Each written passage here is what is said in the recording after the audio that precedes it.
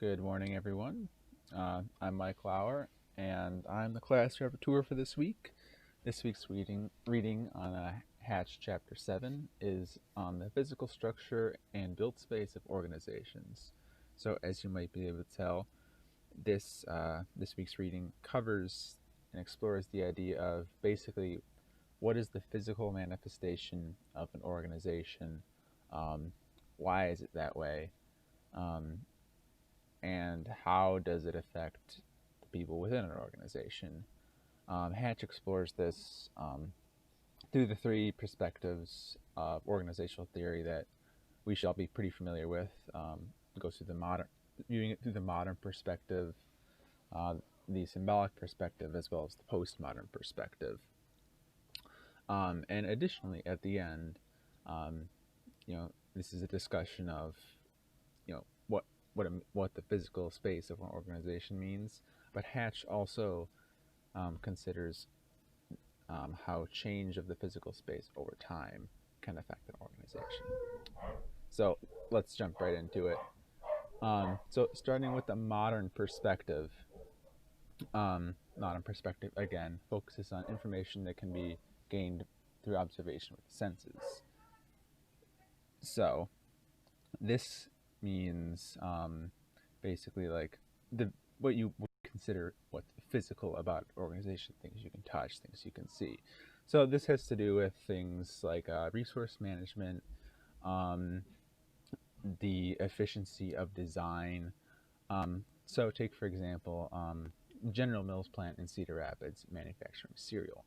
Why is it where it is? Well, it has access to a waterway. It has access to rail lines and interstate highways that make it logistically easy for them to make and ship their product.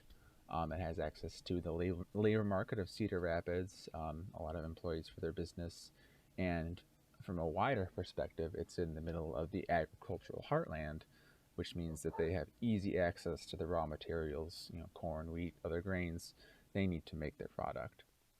So, it's pretty straightforward in understanding like um, organizations are based in places based on what kind of resources they need to do to fulfill their organizational goals. Um, Another way of looking at this is um, the physical structure through the modern lens. Um, you can think of kind of also almost harkens back to the classical perspective, where the idea of scientific efficiency and productivity kind of are the goals of the organization. Well, in modern perspective, the modern design of an organization's physical space um, can be kind of seen along those lines too. Like, okay, well, how do we design our assembly line? Or, sorry, I had to step away for a brief second. But as I was saying, it has to do with like the physical design of an assembly line or office space designed to maximize productivity, be as efficient as possible. Um, so that's kind of sums up the modern perspective. Um, but Hatch actually mentions a story, which is a good way to transition to the next perspective on a study where um, it was a study where she was considering the benefits of open versus closed office concepts, where do our employees more collaborative in an open environment where they can, there's no walls, everyone is able to see each other and interact, or in a closed environment where everyone has separate offices. Well, she found that, the separate offices, people actually go out and see collaboration more, spend more time doing that. However, the employees didn't that think that they saw the symbolism of the open office, that emotional meaning to them, made them strongly believe that an open office rather than a closed one, which was empirically proved to um, enhance collaboration, was better. So it was that emotional symbolism of open office. Open office, what it means, being a more collaborative environment, was meaningful to these employees, so it made them believe that in fact they were being more collaborative. So symbolism, from the next perspective, is basically more or less how um, individuals feel about the physical manifestation, the physical design, physical characteristics of their organization, with that feeling, and what it means for them. So, what this has to do is this delves into more of the aesthetic elements of design of your organization. One example I pointed out is, you want your um, organization has certain values and a certain culture. So if the Apple computer headquarters in California, it's a large white glass building in the shape of a circle called the Infinity Loop, and it's a clear example of their company's culture as like an infinitely innovative organization, like on the forefront of technology, as well as one that has great simplicity of design in their products, is represented by the circle. So that sort of symbolism that physical symbolism reflects the company's culture and the values of the organization and the people that work there. Hatch also goes into a lot of other elements, ways to look at the symbolic perspective, sort of like the idea of spatial conditioning, which is essentially the design of a space evokes an emotional response and an understanding of how you're supposed to act in a space, like based on cultural norms. So if you go into a church, you generally have an understanding of how you're supposed to behave in there, and how that would be different, say, if you went into a stadium. The symbolism in each would be different because of collective understanding that we all associate with those organizations. So Hatch mostly focuses on that. A few other things, the idea of space versus place, which is space versus place. Basically,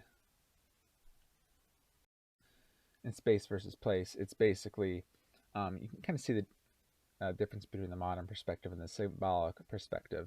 I would say this is similar to the is it a house or a home sort of situation. A modernist may see, the walls, the floor, the furniture, they see a house, but in a symbolic perspective, you see the same thing with the walls, the furniture, any other artifacts present, and you see you have an emotional response like, oh, this is somebody's home, and you associate that with perhaps your home.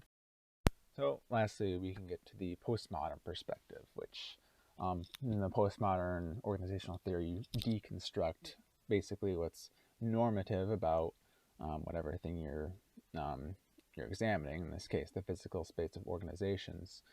So in the postmodern perspective, they address how physical designs can be designed to systemically reinforce power structures and reduce in oppressive ways. An example of this is, you can kind of go back to the classical perspective as well. Factories specifically designed to be as efficient and productive as possible also had design elements that were there to prevent employees or workers from challenging the status quo. Hatch goes into kind of the idea of rule of the machine. People are ruled by the speed of the machines they work on rather than necessarily interaction with another physical human being, their manager. Postmodern perspective also gives us, using the postmodern perspective, we can also see that physical, in an example, I have the physical design of Statesville Prison in Joliet, Illinois. You can see it's what they call a roundhouse prison or a panopticon prison, where the cells are arranged in a circular fashion around a central guard tower. And that central all-seeing guard tower, the idea of that physical structure is to force the inmates to always understand that they are being watched at all times, or could be being watched at all times. And that idea is to reinforce good behavior and to kind of keep them from acting out. So that is a very explicit way of how physical structures are built to reinforce a status quo, reinforce a power structure, and kind of solidify the power dynamics over an organization. Now, the postmodern perspective also gives us some other insights, such as the idea of generative building, where power structures are inherently the power structures in an organization aren't reflected in the design of a space. Rather, people who work there, people who are part of the organization, who are not necessarily part of those who hold power, are given the opportunity to come in and design elements of the organization to fit physical organization to fit their needs as well as what they see as the needs of the company. So it's like, imagine an open office space, it's empty, and then the employees come in and make decisions on how to design it to fit their needs and needs of the company. So it gives them power within the organization that they may not necessarily have otherwise. Also, so here we'll move on to the kind of historical element present in physical nature of organizations, basically considering, as you know, we have three spatial dimensions. This is also a time dimension, and change takes place over time. So understanding how the physical space of organizations exists and changes over time is important to understanding the organization as a whole. For example, Iowa State University, take two buildings that we should all know, they're very close together, Ross Hall and the Farmhouse Museum. Ross Hall is sort of this faceless, you know, modernist building from the 1960s, where if you look at it, you can't really tell where it would necessarily be in the world other than perhaps Soviet Russia.